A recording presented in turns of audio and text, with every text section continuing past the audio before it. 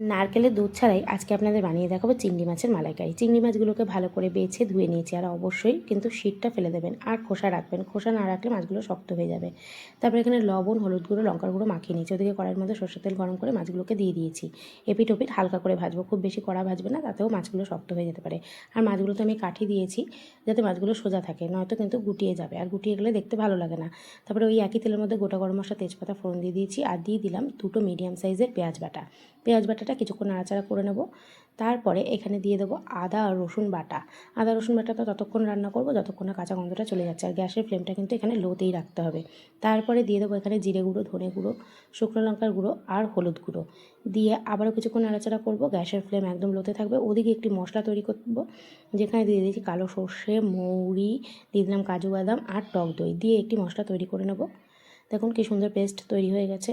এবার ওদিকে আমাদের মশলা কষানো হয়ে গেছে। এবার দিয়ে দেবো সর্ষে বাটার পেস্টটা। সর্ষে বাটার পেস্ট দিয়ে কিন্তু বেশিক্ষণ নাড়াচাড়া করবো না, তাতে তেতো হয়ে যাবে। 1 মিনিট নাড়াচাড়া করবো, আর এখানে যেহেতু লবণ দিইনি তাই লবণ অ্যাড করে দিলাম। তারপরে এখানে আমি দিয়ে দেবো গরুর দুধ। অবশ্যই গরুর দুধ ব্যবহার করবেন, তাহলেই কিন্তু সুন্দর হবে। হালকা ফুটে গেলে ঝোলটা এখানে চিংড়ি মাছগুলো অ্যাড করে দেবো, দিয়ে ঢেকে দেবো। আর এখানে দিয়ে দেবো চিনি, কাঁচা লঙ্কা ফেলে দিয়েছি, আর দিয়েছি গুঁড়ো গরম মশলা। দেওয়ার পরে এখানে দিয়ে দিলাম ফ্রেশ ক্রিম, দিয়ে এবার নাড়াচাড়া করে ঠিক নামানোর আগে দিয়ে দেবো ঘি। ঘি দিলেই রেডি হয়ে গেল আমাদের চিংড়ি মাছের মালাইকারি। তো কেমন লাগলো রেসিপিটি অবশ্যই জানাবেন।